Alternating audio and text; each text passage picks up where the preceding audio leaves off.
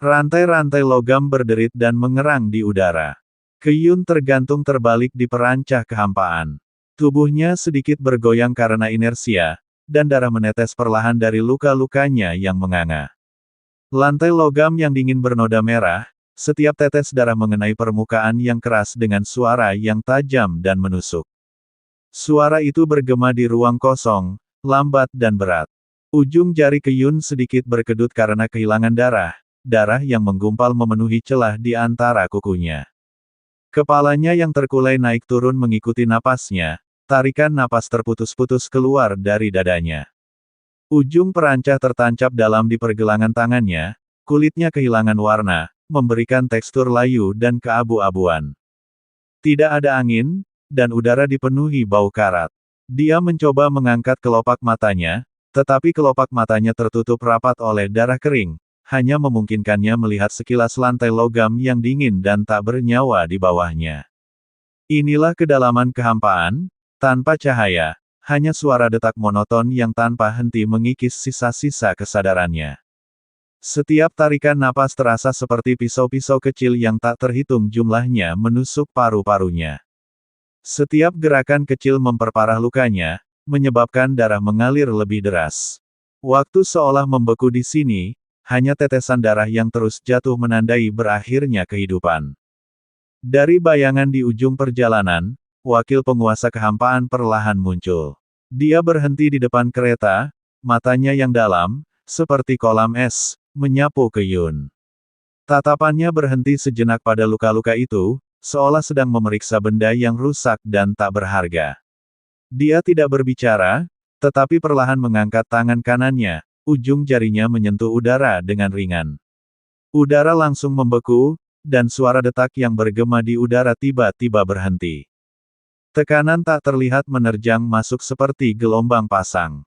Debu di sekitar perancah seketika hancur, berubah menjadi partikel-partikel kecil yang melayang di udara. Kyun merasakan udara di sekitarnya menjadi kental, seperti lumpur, membuat setiap napas sangat sulit. Dia mencoba meronta, tetapi rantai di pergelangan tangannya terpelintir dan berderit di bawah tekanan, dan ujung jari Void Master berkedut lagi, memperintensifkan tekanan.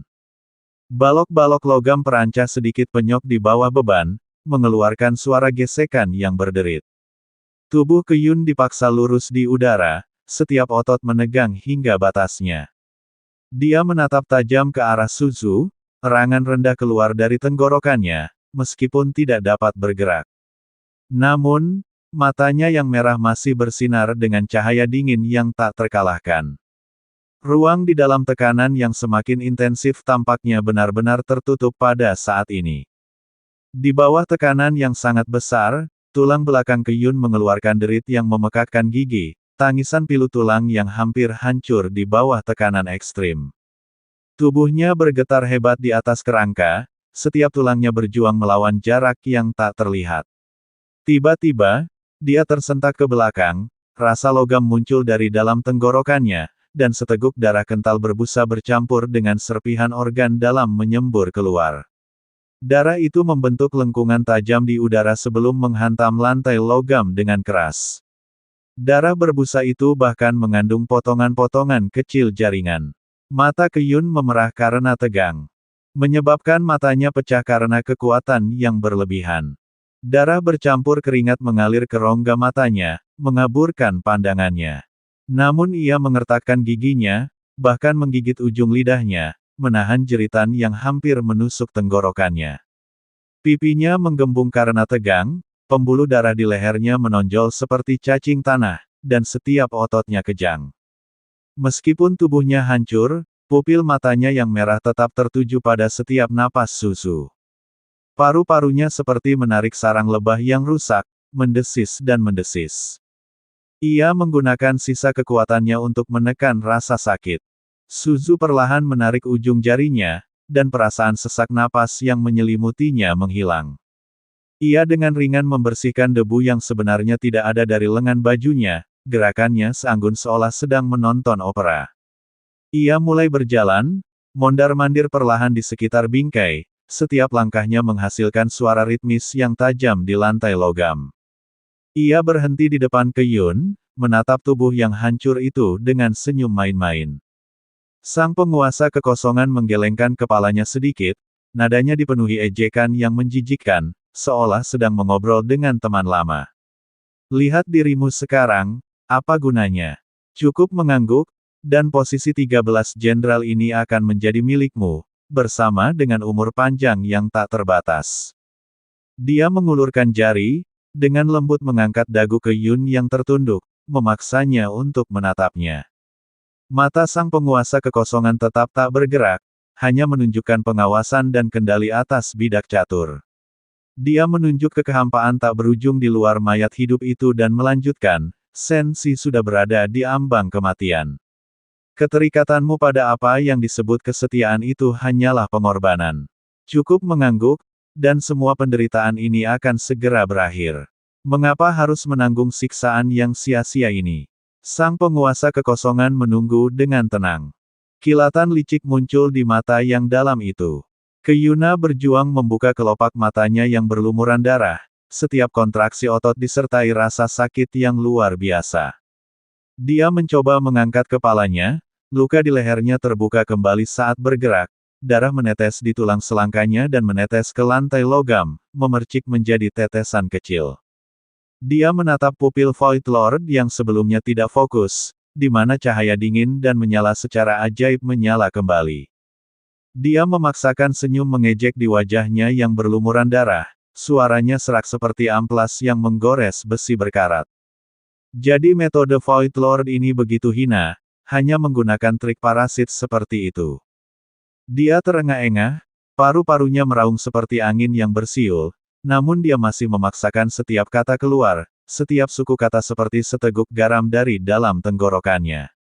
Aku lahir dari Sen Si, dan aku akan mati dengan tulang Sen Si.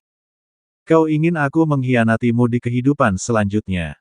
Setiap kata sepertinya keluar dari sela-sela giginya, membawa kekerasan yang tak terbantahkan. Tiba-tiba ia meludahkan seteguk air liur bercampur darah, yang tepat mengenai kaki susu. Pada saat ini, ia bukan lagi objek yang akan disembelih di atas rak, tetapi sebuah gunung yang tak akan pernah menundukkan kepalanya bahkan di ambang kehancuran.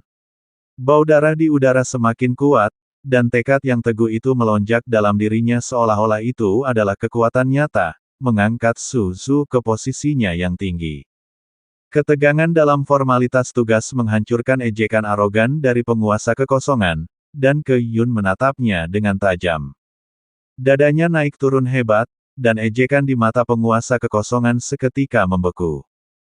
Jari-jarinya mengepal erat, seolah mencekik takdir. Di udara, pedang pemusnah jiwa kekosongan mengeluarkan raungan yang menyayat hati, bilahnya bergetar hebat, kebencian jiwa-jiwa yang telah pergi menyatu menjadi kabut hitam yang nyata. Kabut hitam itu melonjak seperti ular berbisa, dengan panik menusuk gendang telinga dan jantung Yun. Tubuh Yun bergetar hebat. Setiap sarafnya putus akibat dampak kebencian itu. Matanya melebar, sudut matanya terbelah, dua aliran air mata berdarah mengalir di pipinya, rasa sakit yang luar biasa karena jiwanya terkoyak secara brutal.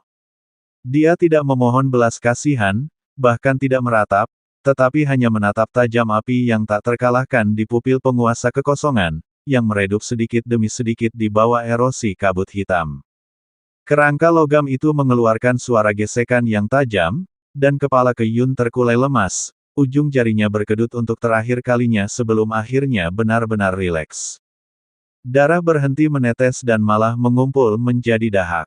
Dia benar-benar kehilangan kesadaran. Nafas kehidupan dengan cepat menghilang dalam bayangan sosok itu.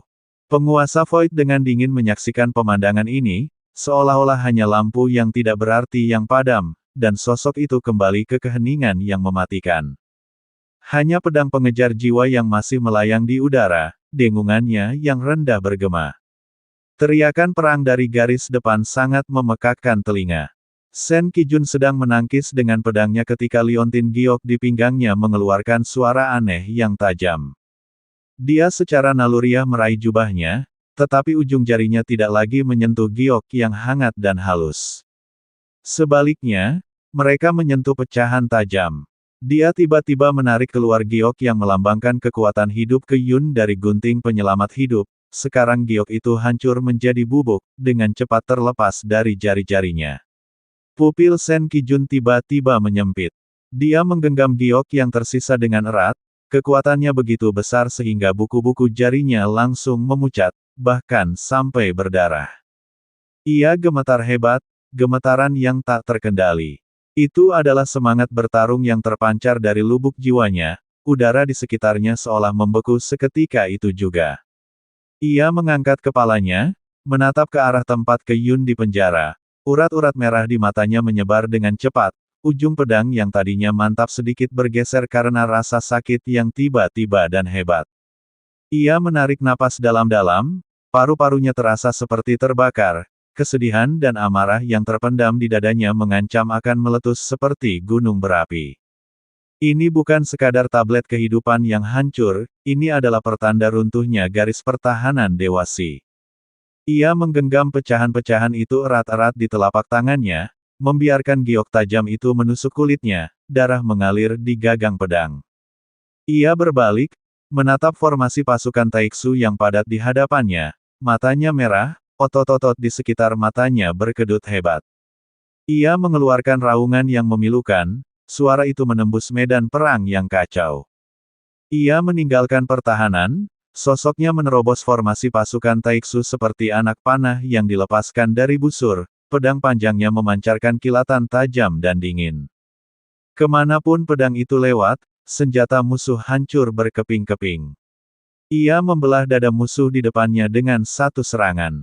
Darah berceceran di wajahnya, tetapi ia bahkan tidak berkedip. Dengan tebasan balik, ia membelah musuh lain menjadi dua di pinggang. Setiap serangan dipenuhi dengan amarah yang luar biasa, bila pedang melesat di udara, mengeluarkan tawa tajam saat ia menghancurkan puing-puing logam di bawah kakinya. Sosoknya melesat liar menembus barisan musuh. Setiap tebasan pedangnya diiringi oleh jatuhnya seorang musuh. Sen Kijun melompat, pedang panjangnya menancap ke tanah, gelombang kejutnya membuat musuh-musuh di sekitarnya berhamburan. Dia berdiri di atas mayat-mayat itu, pedangnya mengarah ke langit. Raungannya bergema di langit, tekad yang teguh untuk bertarung sampai mati, untuk tidak membiarkan Taiksu menginjakan kaki di kekosongan timur, bahkan jika itu berarti menumpahkan tetes darah terakhirnya. Raungan ini, seperti guntur, membangkitkan semangat para prajurit Sensi, yang telah goyah karena perubahan kepemimpinan. Mereka mengangkat senjata mereka, merespons serempak, gelombang suara menyapu medan perang seperti tsunami. Kepanikan lenyap dalam kobaran api kesedihan dan kemarahan, digantikan oleh niat membunuh yang teguh. Para prajurit menggenggam senjata mereka erat-erat, otot-otot menegang. Mereka tidak lagi mundur, tetapi sebaliknya, mengikuti arahan Sen Kijun, melancarkan serangan balasan menuju pusat barisan musuh. Pedang panjang Sen Kijun bergerak seperti naga, merobek jalan berdarah di antara barisan pasukan Taiksu. Dengan setiap langkah yang diambilnya, ia menghancurkan tubuh seorang prajurit musuh di bawah kakinya. Suara logam yang hancur berbenturan dengan tulang sangat memekakkan telinga di tengah kekacauan. Namun, saat ia menembus lebih dalam ke barisan musuh, suara pertempuran di sekitarnya tiba-tiba berhenti sejenak. Ia tiba-tiba berhenti, ujung pedangnya terkulai, darah menetes dari bilahnya. Ia dengan tajam merasakan prajurit Taiksu yang baru saja dibunuhnya di bawah kakinya. Sesuatu sedang berubah. Anggota tubuh yang hancur itu tidak mendingin karena kematian. Sebaliknya, mereka mulai menggeliat hebat seolah-olah hidup. Luka-luka yang sebelumnya layu tampak menggulung kembali dagingnya, seolah-olah dipenuhi semacam gas bertekanan tinggi, menyebabkan tubuh-tubuh itu membengkak bulat dan gemuk. Sen Kijun menyipitkan matanya. Ia dapat dengan jelas merasakan hawa dingin yang pekat merembes dari mayat-mayat itu, menyebar dengan cepat, memenuhi udara dengan bau busuk dan terbakar yang menjijikkan. Sebuah firasat buruk melingkari tulang punggungnya seperti ular berbisa. Dia melihat sekeliling dan menemukan bahwa mayat-mayat musuh dalam radius beberapa puluh kaki semuanya membengkak secara bersamaan, dengan urat-urat merah gelap aneh yang samar-samar terlihat di bawah kulit mereka. Ini jelas bukan kerusakan pertempuran biasa. Itu adalah jebakan yang direncanakan dengan cermat. Genggaman Sen Kijun pada pedangnya sedikit mengencang. Dia menyadari bahwa dia berdiri di tengah-tengah tong mesiu yang akan meledak. Pupil matanya menyempit tajam, dan dia melompat mundur, mencoba menciptakan jarak. Namun, mayat-mayat yang membengkak itu telah mencapai batasnya, dan dengan suara robekan yang teredam, tubuh yang paling dekat dengannya meledak terlebih dahulu. Pecahan daging merah gelap berjatuhan. Segera setelah itu, reaksi berantai menyulut seluruh area. Dentuman terus-menerus bergema, tanah retak hebat, dan kabut darah panas bercampur dengan gas korosif meletus dari segala arah. Sen Kijun mengayunkan pedangnya untuk menangkis, bila pedang itu menghantam tulang-tulang yang hancur dari pedang yang terbang dengan bunyi dentingan logam yang tajam. Dia mencoba menggunakan baju zirah baja pelindungnya untuk menahan benturan, tetapi kabut darah itu mengandung beberapa batasan yang sangat berbahaya, seperti jarum baja kecil yang tak terhitung jumlahnya, secara paksa menusuk pori-porinya dan langsung menutup meridiannya. Dia merasakan rasa manis di tenggorokannya, dan seteguk darah menyembur ke pedang, langsung menyelimutinya dalam kabut darah yang tebal. Merampas penglihatannya dan menekan inderanya hingga ekstrim. Ia dengan panik mengayunkan pedang panjangnya, energi pedang membelah kabut, namun ruang hampa itu hanya mampu mengenai kehampaan. Taktik kejam ini, tanpa mempedulikan biaya, benar-benar menghancurkan pertempuran yang sebelumnya saling terkait, dan napas Sen Kijun menjadi cepat. Ia mencoba melepaskan diri dari zona terlarang yang menyeramkan ini, tetapi setiap langkahnya membuat tanah di bawah kakinya ambles seperti lumpur, menjebaknya dengan kuat di tempatnya. Kabut darah itu terkoyak paksa oleh angin kencang, memperlihatkan tempat Sen Kijun baru saja berdiri, pusat pengepungan. Sekarang, hanya beberapa pecahan baju besi yang tersisa, lenyap menjadi kehampaan bersama pedang panjang di tangannya. Udara masih berbau menyengat dan tajam, tetapi tidak ada jejak daging atau darah, seolah-olah ia tidak pernah menginjakkan kaki di sana. Hampir bersamaan, raungan yang sama terdengar dari garis pertempuran yang jauh tempat Sen Yijun dan Sen Liangjun berada. Dua gumpalan kabut darah raksasa melesat ke langit, seperti dua mulut rakus yang menutup secara bersamaan di atas medan perang. Raungan Sen Yijun tiba-tiba berhenti. Energi pedang yang dilepaskan oleh Sen Liangjun hancur di udara. Dalam sekejap, ketiga komandan itu lenyap satu demi satu. Para prajurit sensi di medan perang membeku, senjata mereka bergetar dan berdentang. Keruntuhan pusat komando, seperti wabah yang sunyi, dengan cepat menyebar dari garis depan ke seluruh kamp. Formasi pertahanan yang tadinya rapat hancur total saat komandan mereka hilang. Taktik ini menggantikan pertempuran, hanya desiran angin di medan perang yang kosong yang tersisa. Semua perintah untuk melakukan serangan balik berhenti pada saat ini. Di antara barisan tentara Taiksu, langkah kaki berat bergema serempak, disertai dengan tiupan trompet yang rendah. Para prajurit, yang tadinya menyerbu maju dengan penuh semangat, mundur dengan cepat dan tegas, tanpa ragu sedikitpun. Mundurnya mereka sangat cepat, menghilang dalam sekejap mata di tepi bayangan bintang, hanya meninggalkan senjata yang hancur dan asap yang mengepul. Garis pertahanan Kamp Sensi kini sepenuhnya terbuka di hamparan kosong yang luas. Para prajurit, masih dalam posisi menyerang, berdiri membeku di tempat, mata mereka kosong mengamati barisan musuh yang kosong. Tanpa komandan mereka, formasi yang tadinya rapat dengan cepat runtuh. Bendera perang terkulai tak berdaya tertiup angin, dan kepanikan, seperti gelombang dingin, menyebar dari tepi garis menuju pusat. Tombak seorang prajurit terlepas dari tangannya, menghasilkan bunyi dentingan logam yang tajam. Dia tiba-tiba berbalik, membuang perisainya yang berat, dan mulai berlari mundur. Keruntuhan ini kemudian meletus seperti reaksi berantai. Lebih banyak orang melemparkan senjata mereka, mendorong dan menginjak-injak dalam kekacauan, mencoba melarikan diri dari medan perang yang tak bernyawa. Klon halus Xiaoyan melayang di tengah medan perang. Matanya yang dingin tertuju pada arah mundurnya pasukan Taiksu. Tiba-tiba ia mengayunkan tangan kanannya, menyebabkan riak menyebar di kehampaan, berusaha merobek penghalang spasial secara paksa untuk mengejar mereka. Namun, begitu ujung jarinya menyentuh kehampaan, rune merah gelap yang tak terhitung jumlahnya muncul dari segala arah, mengikat anggota tubuh dan badannya seperti rantai yang padat. Pembatasan ini mengeluarkan suara mendesis dan terbakar. Dengan setiap perlawanan, mereka semakin mempererat cengkeramannya. Perjuangan itu disambut dengan tekanan yang semakin meningkat, yang membuatnya terpaku di tempat. Alis Xiaoyan berkerut, kekuatan eterik yang terkumpul di telapak tangannya berkedip-kedip di bawah tekanan langsung sebelum akhirnya lenyap. Dia mencoba melepaskan energi spiritual penuhnya untuk membebaskan diri dari belenggu, tetapi rune-rune itu tampaknya memiliki kehidupan sendiri, dengan panik menguras kekuatannya. Serangan baliknya dinetralisir, dan klonnya bergoyang hebat dalam diam, tidak mampu membebaskan diri. Dengan dirinya sepenuhnya terperangkap dalam sangkar yang telah ditentukan ini, secercah harapan terakhir di medan perang padam.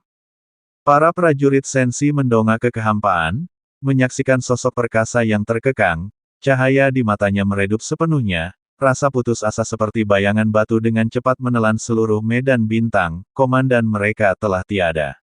Raungan meledak di tepi medan perang yang kacau, seperti palu berat yang menghancurkan sisa-sisa harapan terakhir. Utusan itu tersandung melintasi garis pertahanan, bendera komandonya sudah patah, hanya setengah tiang yang bergetar. Para prajurit di sekelilingnya bereaksi seketika, mengangkat kepala mereka untuk melihat ke tempat tinggi di mana ketiga komandan itu pernah berjaga. Sekarang, hanya tersisa kehampaan yang sunyi, bahkan tanpa energi spiritual apapun. Kepanikan mulai menyebar di antara bintang-bintang, secepat wabah penyakit. Para prajurit garis depan secara naluriah mundur setengah langkah. Kerikil di bawah kaki mereka berderak saat mereka saling bertukar pandangan kebingungan. Keringat dingin menetes di tangan mereka, yang sebelumnya mencengkeram senjata mereka dengan erat. Buku-buku jari mereka memutih karena tekanan yang berlebihan. Retakan terlihat muncul di formasi mereka. Seorang perwira mencoba berteriak untuk menghentikan mereka, tetapi dia membuka mulutnya hanya untuk mendapati tidak ada suara yang keluar dari tenggorokannya. Dia hanya bisa menyaksikan tanpa daya saat anak buahnya menjatuhkan perisai mereka. Keheningan ini lebih menakutkan daripada keributan apapun. Para prajurit tidak lagi memandang musuh, tetapi saling memandang satu sama lain saat formasi pertempuran mereka yang dulunya kokoh hancur sedikit demi sedikit.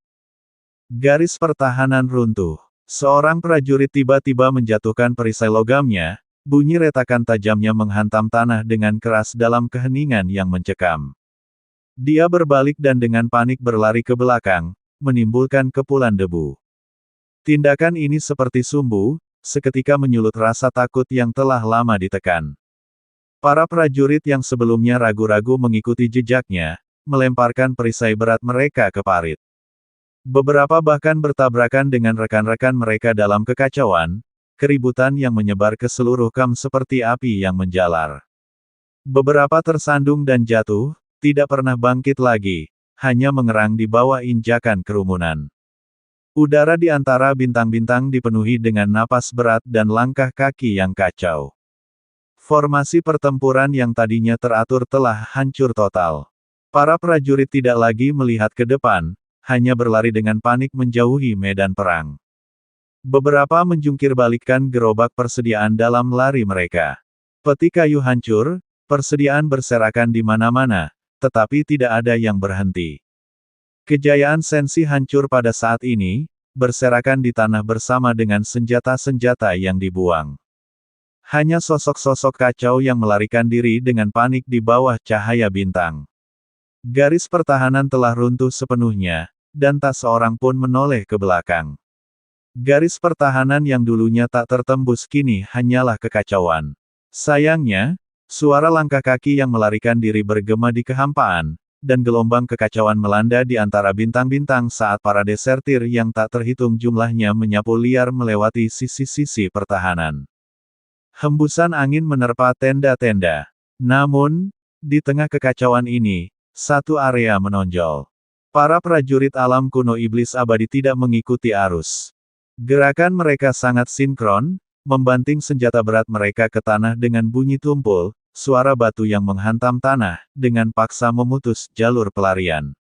Seorang prajurit Senshi, dalam ketakutan, menyerbu ke arah barisan mereka, hanya untuk dihalau oleh bahu kokoh seorang prajurit iblis abadi, jatuh ke tanah dalam keadaan berantakan. Para prajurit iblis abadi bahkan tidak meliriknya, dengan dingin menyesuaikan posisi mereka, perisai mereka menyatu dengan sempurna, membentuk dinding besi yang tak tertembus. Mereka tidak mengeluarkan teriakan, bahkan napas mereka pun tertahan, hanya mata dingin mereka yang tertuju tajam ke kedalaman kehampaan. Kekuatan ini seperti satu-satunya jangkar dalam badai yang mengamuk, diam-diam menahan kalajengking di tempatnya di pertahanan yang runtuh. Cahaya bintang tampak sangat dingin saat itu, menyinari profil para prajurit abadi dan iblis, menonjolkan fitur-fitur tajam mereka. Mereka tetap dalam formasi, tak bergerak, beberapa dengan buku jari memutih karena tegang saat mereka mencengkeram senjata mereka erat-erat, ujung jari mereka menggores logam dengan suara samar. Mereka tidak berbicara, bahkan tidak bertukar pandangan. Semua mata tertuju pada ujung kehampaan yang jauh. Dalam kegelapan yang tak terukur itu, waktu seolah berhenti, hanya sesekali kilauan cahaya dari nebula yang jauh menerangi ekspresi serius di wajah mereka. Angin dingin dan metalik menerpa, menerbangkan pasir yang berdesir mengenai baju sirah mereka. Namun tak seorang pun gentar. Mereka seperti sekelompok penjaga yang terlupakan di tepi lautan bintang, menunggu penguasa mereka yang belum kembali. Penantian ini bukan hanya ujian tekad tetapi juga siksaan yang hampir kejam. Saat cahaya bintang perlahan meredup, perasaan mencekam itu melonjak seperti gelombang pasang, dan mereka menghadapi kehampaan yang tak berujung dengan keheningan dalam kesunyian yang mematikan ini. Udara di bintang yang sementara beristirahat itu seolah tersedot keluar, hanya menyisakan perasaan tebal dan mencekam. Meja pasir taktis yang tergantung di kam komando telah terbalik, dan kristal-kristal yang pecah berserakan di tanah, memantulkan wajah-wajah pucat dan kaku para prajurit di sekitarnya. 3 karya besar yang pernah didukung Sen Qijun, Sen Yijun, dan Liang Jun untuk garis pertahanan Senshi kini hanyalah kursi komando yang kosong. Tanpa perintah komandan, bahkan patroli paling dasar di kam pun tampak kacau. Seorang utusan mencoba mengambil peta compang camping di tanah, tetapi jari-jarinya gemetar hebat, menyebabkan kertas itu tergelincir lagi, menimbulkan suara gesekan yang mengganggu di kam yang sunyi mencekam. Para prajurit di sekitar mereka menatap peta compang camping itu, cahaya di mata mereka perlahan memudar, digantikan oleh teror. Beberapa prajurit terkulai tak berdaya ke tanah, senjata mereka tergeletak sembarangan di samping mereka, dibiarkan tertutup oleh cahaya bintang yang dingin. Garis pertahanan telah runtuh, kam Senshi seperti bangunan bobrok yang fondasinya telah hilang. Di bawah cahaya bintang yang memudar, hembusan angin sepoi-sepoi saja sudah cukup untuk menyebabkannya runtuh sepenuhnya, mengubahnya menjadi ketiadaan. Dari kedalaman ruang angkasa, garis pertahanan terakhir mengerang putus asa. Pertahanan yang diselimuti cahaya bintang yang dingin telah runtuh, dan Senshi seperti bangunan bobrok yang fondasinya telah hilang. Di bawah cahaya bintang yang memudar, hembusan angin sepoi-sepoi saja akan membuatnya benar-benar ambruk menjadi ketiadaan. Garis pertahanan terakhir jauh di dalam langit berbintang mengerang putus asa, penghalang yang dulunya dibangun dengan darah dan daging prajurit Senshi. Terus-menerus ditekan oleh kehampaan, ia melengkung dan hangus seperti kertas yang terbakar api, hingga muncul retakan bergerigi. Retakan ini menyebar liar ke kedalaman hamparan bintang. Kemanapun retakan itu lewat, cahaya bintang dipadamkan secara paksa, dan kegelapan menerjang pusat perkemahan seperti gelombang pasang. Panji yang melambangkan kekuasaan komandan patah diterpa angin kencang, tiangnya menghantam bumi dengan keras. Awan debu mengepul, dan senjata di tangan para prajurit jatuh ke tanah, dentingan logam bergema dengan keras dalam keheningan maut langit berbintang. Tidak ada apa-apa.